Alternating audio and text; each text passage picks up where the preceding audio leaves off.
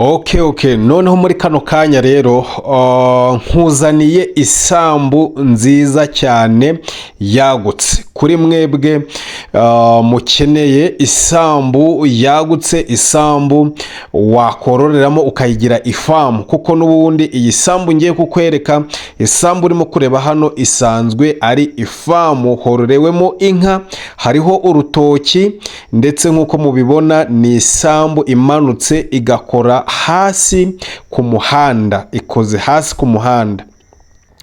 Ni isambu rero nziza ifite ubutaka bw'umubande. Ku muntu waba ushaka nko kuyororema cyangwa se kuyigira ifamu, biroroshye cyane kuba wacukura icyo bita ikidamu cyangwa se icyobo amazi azamukamo, ku buryo inka zajya zibona amazi meza azamuka mu butaka yo kunywa, ko ni ubutaka bw'akabande ariko wagira ngo ni igishanga. Ni ubutaka nanone bw'ibumba bwo hasi, ni ubutaka bw'ibumba nk'uko murimo kubibona, ku buryo unabishatse wakoreramo bizinesi, wahakorera bizinesi yo kuba watwika amatafari, kuko muri iyi zone cyangwa se andi masambu ari iruhande rw'iyi ngiyi batwikiramo cyangwa se bakoreramo imishinga yo gutwika amatafari ahiye. Si ibyo gusa kandi ni isambu nziza ku buryo ushobora no kwikoreramo umushinga w'ubuhinzi bw'imboga ndetse n'imbuto, bikagenda neza cyane. Ubu butaka buherereye, aderesi rero y'ubu butaka bwiza kandi bwagutse ku muntu w'umuhinzi, mworozi cyangwa se umuntu ukora bizinesi ushaka gushora mu bijyanye n'ubworozi, cyane cyane nk'ifamu, yaba iy'inka cyangwa se ingurube ndetse wenda n'andi matungo. Ni ifamu nziza ku buryo n'ahantu heza haragutse, ku buryo ushobora no kuhakorera bizinesi yo kuba wahinga ibihumyo cyangwa se ukaba wanayikoreramo bizinesi yo gutwika amatafari ahiye.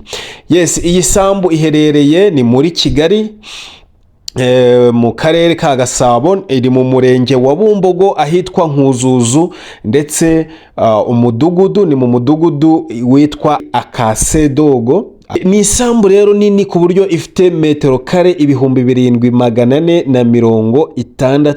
7,463. hanyuma kandi icyangombwa cyayo kirahari, cyihariye ku buryo wahita ukora mitasiyo ako kanya.